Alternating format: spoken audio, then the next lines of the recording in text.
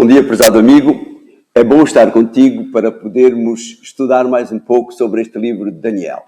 Nós víamos a semana passada a introdução básica ao livro e agora vamos dar continuidade a estudar, entrar propriamente neste livro. Eu tenho comigo o Armando. O Armando, como eu disse a semana passada, é membro da Igreja de Albufeira, tal como eu, e ele é um estudioso das Sagradas Escrituras e é um estudioso muito, muito especial da história que está ligada ao livro de Daniel. Mas antes de nós começarmos a ver esta lição, nós vamos pedir a ajuda de Deus, porque Ele, melhor do que ninguém, Ele que inspirou Daniel a escrever o seu livro, Ele que inspirou Daniel na sua vida, melhor do que ninguém, nos pode ajudar a compreender este livro. Oremos. Pai Santo que estás nos céus, obrigado pelo teu amor, obrigado pelo teu cuidado ao dar-nos estas lições, ao dar-nos o livro de Daniel, para nos ajudar a compreender não só o passado, como o presente e, acima de tudo, o nosso futuro. Derrama a tua bênção sobre cada um de nós que nos ouve neste momento. Te pedimos em nome de Jesus. Amém. Amém. Chegamos à lição número 2 e vamos entrar, como eu dizia há pouco, no livro de Daniel propriamente dito.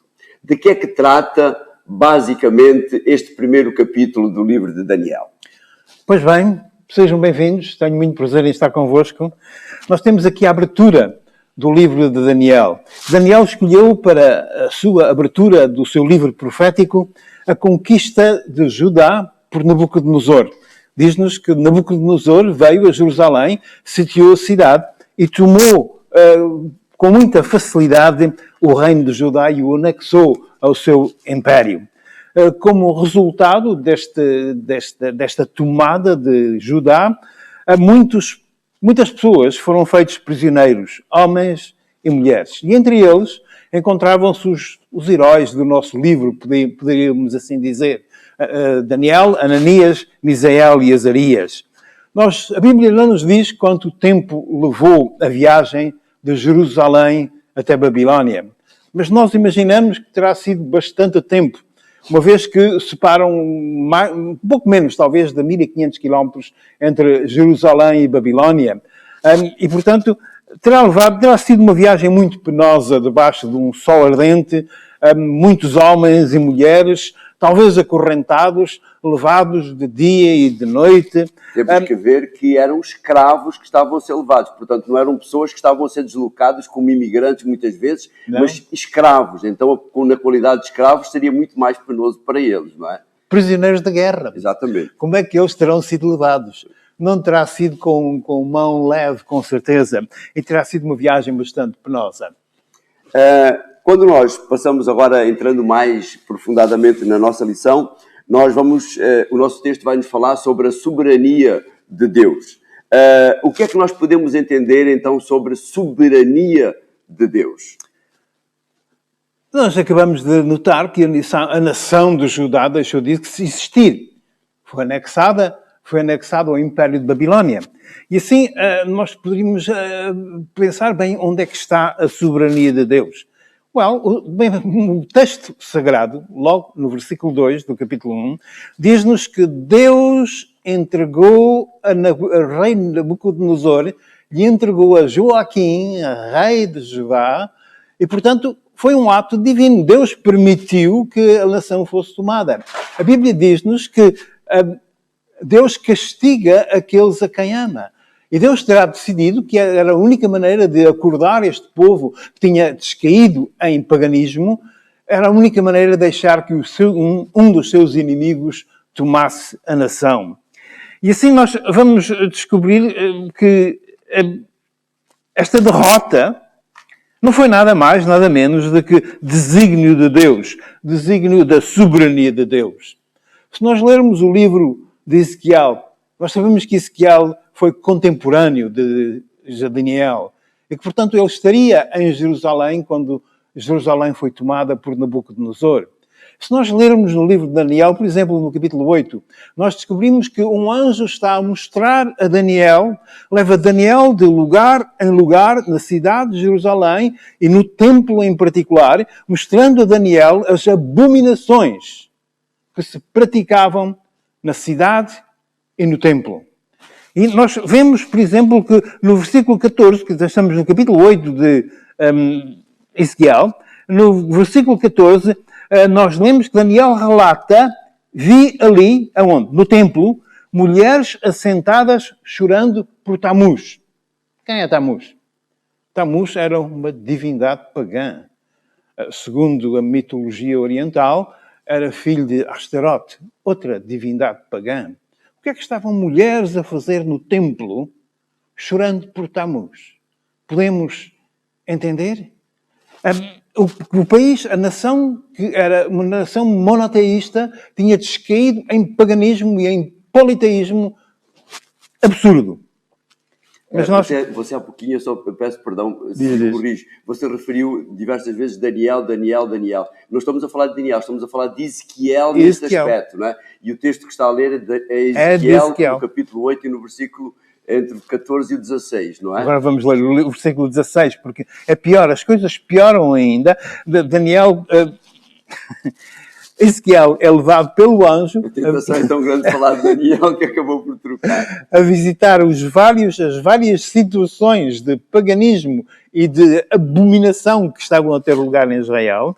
E no versículo 16 nós lemos, ele, o anjo, então me levou ao átrio interior da casa do Senhor e vi à entrada do templo do Senhor, entre o pórtico e o altar, cerca de 25 homens, de costas para o templo do Senhor, com o rosto voltado para o Oriente, eles se prostravam diante do sol, virados para o Oriente. Imaginem onde chegou o paganismo. Adorava-se o sol no átrio do templo de Jerusalém. E assim Deus teve de intervir. E Deus interveio da maneira que lhe pareceu melhor.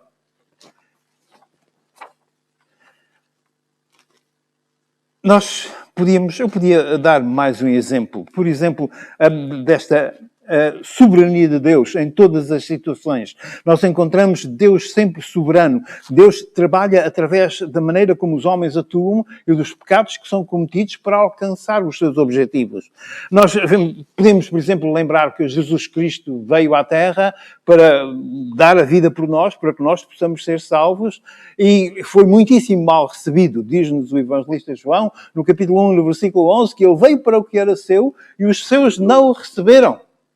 E fizeram todo o mal imaginável, os escribas e fariseus e os dirigentes da nação judaica procuraram por todos os meios matar Jesus Cristo, humilhá-lo, levá-lo à cruz e o mataram. E nós poderíamos dizer, olhando para aquele acontecimento de Jesus crucificado, que grande derrota. No entanto, nós sabemos que foi a maior de todas as vitórias. Porque Deus escreve direito por linhas tortas. Embora as pessoas muitas vezes não consigam compreender isso. Não consigam ver. Esta viagem de Jerusalém para a Babilónia deverá ter demorado mais de um mês nas condições em que eles foram. Quase um ano. Quase um ano de viagem. Quase um ano de viagem. Podemos imaginar as condições em que aqueles prisioneiros chegam a Babilónia.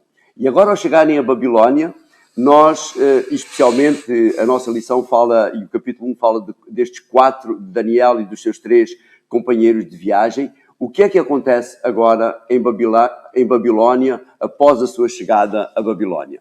Coisa extraordinária. Prisioneiros de guerra são trazidos para a Babilónia e o rei interessa-se pessoalmente, diretamente por eles. O rei vai determinar o que é que eles comem, dá-lhes uma bolsa de estudo, vão para a Universidade de Babilónia e são particularmente bem recebidos. Foi-lhes oferecida a possibilidade de mudar, de sair do estatuto de prisioneiro de guerra para o estatuto de oficiais da corte do rei. Mas para isso eram necessárias cedências. E a pressão por todos os lados fazia-se sentir. Primeiramente, nós reparamos que mudam os nomes a Daniel, Ananias, Misael e Azarias. Os seus nomes tinham que ver com Deus, com o Deus do céu.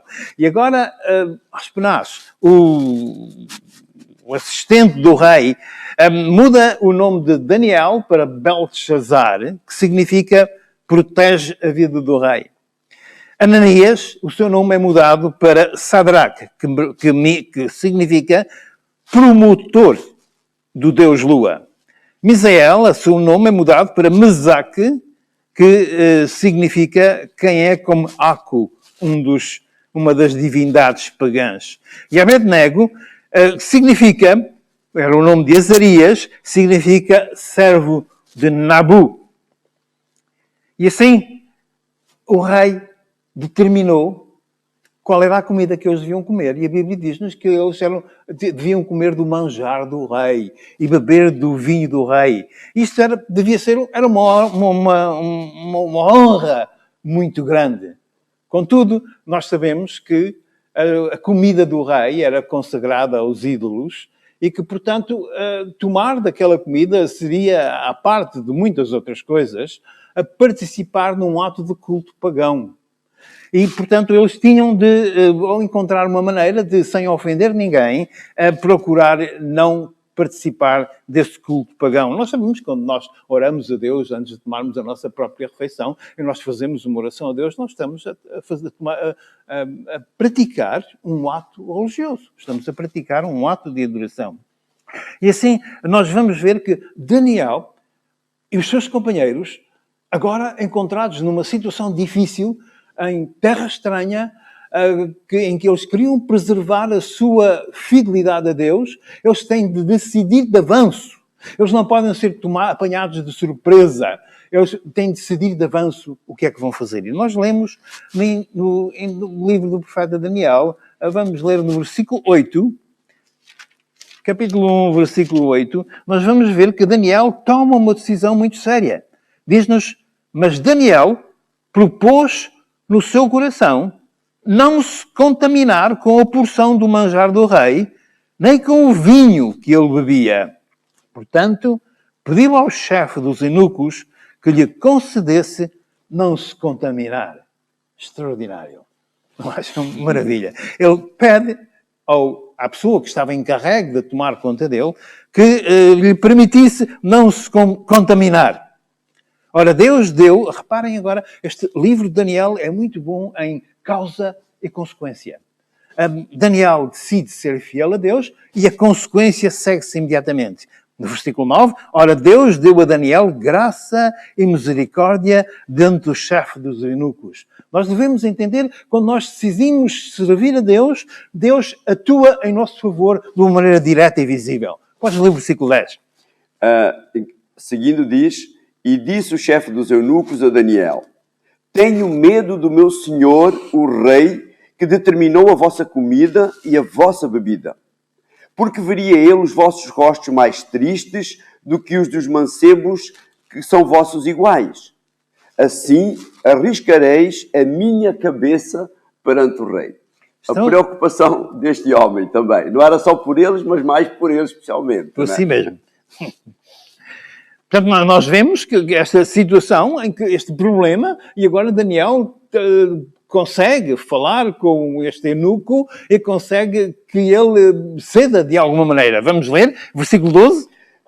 Diz então, experimenta, peço-te, os teus servos durante 10 dias, fazendo que se nos deem apenas legumes a comer e água a beber. No versículo 13. E no versículo 13 diz, então, se veja diante de ti o nosso parecer e o parecer dos outros mancebos que comem a porção do manjar do rei e, conforme vires, te hajas com os teus servos. Então, vais decidir depois daquilo que vires, passados estes 10 dias, não é?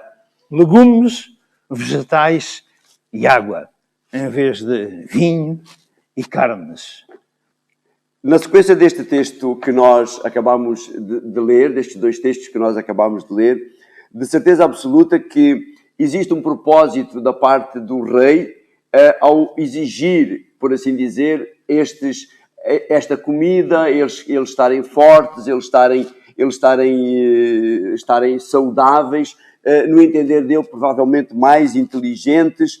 O que é que nós podemos depreender desta exigência que é feita por Nabucodonosor em relação a estes jovens? É uma belíssima pergunta.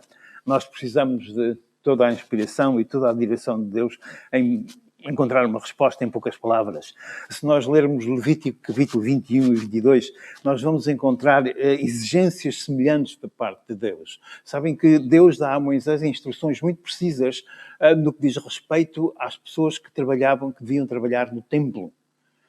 Não podiam ter defeito nenhum, nem na face, nem nas mãos, nem nos pés, não podiam ter sarna, nem borbulhas, tinham de ser perfeitos, tinham de ser bonitos, tinham de ser perfeitos. Todos os oficiais do Templo de Jerusalém tinham de ser perfeitos. E depois é interessante notar também que o sacrifício, o animal que fosse trazido para ser sacrificado, tinha de ser também perfeito. Não podia ter defeito nenhum e não podia ter doença nenhuma. Não podia ter nem sarna, nem barbulhas, nem nada. Tinha de ser bonitinho, bem cheiroso. E assim nós vemos... O que é que isto nos faz pensar? Isto nos faz lembrar quão rigoroso, quão preciso Deus é, quão meticuloso, como tudo tem de ser bem feito e exato. Nós devemos lembrar que no serviço para Deus não serve qualquer coisa. Não serve um dia qualquer. Não serve qualquer coisa feito rapidamente, em cima do joelho. Tudo o que tem que ver com Deus exige concentração, respeito e profunda reverência. Alguma coisa que nós devemos lembrar e que nós somos lembrados aqui no livro de Daniel. A lição aqui menciona sacrifícios vivos. O que são sacrifícios vivos? Na lição, a frase sacrifícios vivos é seguida por alguma coisa que sugere com força que a fidelidade destes 4 homens, Daniel, Ananias, Misael e Azarias, era um sacrifício vivo. Será que quando nós decidimos obedecer a Deus e ser fiel em todas as coisas, nós estamos a praticar um sacrifício vivo? Essa é a sugestão. Nós temos a expressão sacrifício vivo no livro de Romanos, na Epístola de Paulo aos Romanos. O apóstolo Paulo fala em sacrifício vivo. Romanos capítulo 12. Romanos capítulo 12, nós vamos ler o primeiro versículo. Reparem no pedido do apóstolo. É um rogo, é um pedido, é uma súplica que o apóstolo faz. E ele diz, portanto, rogo, estamos a ler Romanos 12, versículo 1. Portanto, rogo-vos, irmãos, pela compaixão de Deus, que apresenteis os vossos corpos como sacrifício vivo. Reparem no sacrifício vivo que nos é pedido. Um sacrifício vivo santo, agradável a Deus, que é o nosso culto racional. Diz-nos que este sacrifício vivo é o nosso culto racional. O apóstolo Paulo fala aqui da consagração, da intimidade que deve haver na nossa vida com Deus. A nossa vida é um sacrifício vivo quando, tendo aceito de Jesus Cristo a salvação, nós tomamos toda e qualquer oportunidade para partilhar esse dom incomparável da salvação. Certamente esta presença destes 4 jovens na corte de Babilónia foi um sacrifício vivo feito a Deus. Sabem que um sacrifício vivo nós podemos repetir nas nossas próprias vidas. Todas as vezes que o Senhor coloca no nosso caminho alguém com quem podemos partilhar a salvação. Nós temos na primeira epístola de João, no capítulo 5, 1 de João, no capítulo 5, nós temos uma notícia muito extraordinária. 1 de João, capítulo 5, no versículo 13, nós lemos, João escreveu o livro do Apocalipse, escreveu o Evangelho com o seu nome e escreveu 3 pequenas epístolas. Esta é a primeira das suas 3 epístolas. E no versículo 13 do capítulo 5 nós lemos: estas coisas vos escrevi, o Apocalipse, o Evangelho e as epístolas, estas coisas vos escrevi para que saibais que tendes a vida eterna. Deus quer que nós vivamos com a certeza da vida eterna. Nós não podemos viver com depressão, com stress. Nós precisamos de viver apegados a Deus, numa comunhão com Deus constante. E nós não podemos viver tendo em dúvida se temos ou não a vida eterna. E o apóstolo diz-nos, estas coisas vos escrevi para que saibais. Não diz para que tenhais a esperança, para que estejais no bom caminho. Estas coisas vos escrevi para que tenhais a certeza da vida eterna. E agora nós dizemos, vós, quem é este vós? E a resposta é, naturalmente, esse vós somos nós. Ele escreveu para que nós tenhamos a certeza da vida eterna. Mas podemos nós ter a certeza disso? Certamente que sim. Segundo, nós lemos, estas coisas vos escrevi para que saibais que tendes a vida eterna. A quem é que ele está a falar? A vós que credes no nome do Filho de Deus. Portanto, todos nós que cremos no nome do Filho de Deus, nós devemos viver com a certeza da salvação. Praticar um culto racional de partilhar a nossa fé. Partilhar com outros a salvação que nós temos em Cristo Jesus. Um sacrifício vivo, um culto racional. Mas quando nós olhamos para a história destes jovens, pronto, eles pedem para fazer aquele teste durante um certo número de dias.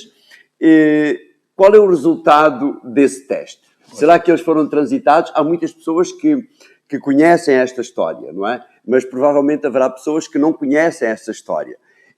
Qual foi o resultado deste teste que eles propuseram ao chefe dos eunucos que fosse feito com eles? Nós imaginamos que Deus interveio. 10 dias é um período de tempo muito curto. E em 10 dias o seu aspecto modificou-se. Tornou-se muito melhor daquilo que era antes. Nós podemos imaginar que o aspecto que eles tinham antes devia ser muito pobre, uma vez que eles tinham viajado durante todo aquele tempo, possivelmente quase um ano, através de deserto, calor, sem se lavarem, sem higiene. Deve ter sido muito mal alimentados, se calhar. E assim, nestes 10 dias, parece que foi suficiente para eles adquirirem um aspecto muito melhor daquilo que eles tinham. E assim, o nosso tempo está a esgotar-se, nós vamos voltar aos nossos heróis para terminar. Lembram-se que eles alcançaram, portanto, uma vitória extraordinária no que diz respeito à alimentação. Muitas vezes, muitas pessoas pensam que a alimentação não é muito importante, que a vida espiritual é mais importante. Mas a alimentação, segundo a Bíblia, é bastante importante. Legumes, vegetais, água, fruta. Foi o regime alimentar que Deus deu a Adão e Eva. Nós vamos ler o versículo 16. Vamos para Daniel, versículo 16. Voltamos a Daniel, versículo 16. Eu posso ler aqui para ir adiantando. Diz assim, desta sorte o despenseiro tirou a porção do manjar deles e o vinho que deviam beber e lhes deu legumes. Reparam que este nosso eunuco estava com receio de mudar a dieta de Daniel e os seus companheiros. E agora ele parece que perdeu todo esse receio. Desta sorte, o guarda tirou a porção do manjar deles, o tal manjar que tinha sido prescrito pelo rei, e o vinho que deviam beber, ele lhes dava legumes. Agora ele está perfeitamente feliz de lhes dar legumes e, portanto, uma mudança extraordinária se operou. E agora reparem no que acontece. O versículo 17. Ora, a estes 4 jovens, Deus deu o conhecimento e inteligência em toda a cultura e sabedoria. Deus deu a estes 4 jovens o conhecimento e inteligência. Nós gostamos de ter inteligência. Se nós formos ao médico e perguntarmos o que é que eu posso fazer para melhorar o meu cérebro, o funcionamento da minha mente, certamente ele nos vai dar uma resposta. E nós não pensamos, talvez, que quão ligado possa estar o estado do nosso cérebro com a nossa alimentação. Mas a Bíblia nos deixa entender que é precisamente isso que acontece. O que é que vocês acham? Primeiro, a alimentação, a dieta, e depois Deus abençoa com inteligência e cultura aqueles homens. O que é que vos parece? Acham que uma coisa está ligada à outra? Terá sido por acaso? Primeiro a alimentação correta e depois inteligência e sabedoria em todas as circunstâncias. Será que tudo isto veio depois deles terem a alimentação correta. Vamos ler o versículo 20 para terminar. Versículo 20. Em toda a matéria, reparem, isto é a conclusão. Agora há um exame. Estes 4 jovens aparecem diante do rei e o rei vai fazer um exame. E o rei lhe é declarado, em toda a matéria de sabedoria e inteligência, sobre que o rei lhes fez perguntas, achou-os 10 vezes mais doutos do que todos os magos e encantadores que havia em todo o reino de Babilónia. Extraordinário. Estes jovens conseguiram uma vitória extraordinária. Foram para um país estranho. Não tinham direitos. Não tinham estatuto. Tinham de obedecer àquilo que lhes fosse dito em todas as circunstâncias, porque eles eram nada mais do que escravos. E tornam-se oficiais do rei. E tornam-se as pessoas talvez mais importantes em todo o Império de Babilónia. Porquê? Porque eles foram fiéis a Deus. O sacrifício vivo. O sacrifício vivo, o partilhar da nossa fé, o culto racional. São estas as coisas que nós somos chamados a aprender no livro do profeta Daniel. Vamos aprender mais? Na próxima semana? Até lá, a todos, as mais ricas bênçãos de Deus. Chegamos ao final deste pequeno apontamento sobre o capítulo 1 do livro de Daniel. Eu espero que a experiência destes 4 jovens, a fidelidade destes 4 jovens nesta situação, e nós, quando avançamos, e isso foi um pouquinho descoberto a semana passada pelo Armando, relativamente àquilo que acontece mais à frente, quando nós chegarmos à lição número 4, foi o resultado desta fidelidade a Deus, desta confiança em Deus em todos os momentos. E isto vai ser uma constante ao longo de todo o livro, especialmente na relação de Daniel com Deus em todas as situações. Confia em Deus. Aprenda a confiar em Deus. Aprende a testar, entre aspas, Deus em todas as situações e verás os mesmos milagres acontecerem também na tua vida. Esperamos que possas usufruir desta lição, que ela te ajude na tua classe a compreenderes melhor e ajudares aqueles que estão ao teu lado, e partilha o link do YouTube com os teus amigos, o link do Facebook também com os teus amigos, partilha para que eles possam ter conhecimento e assim ver um pouquinho melhor, aprofundarem um pouco mais a lição da Escola Sabatina. Um abraço e até à semana que vem.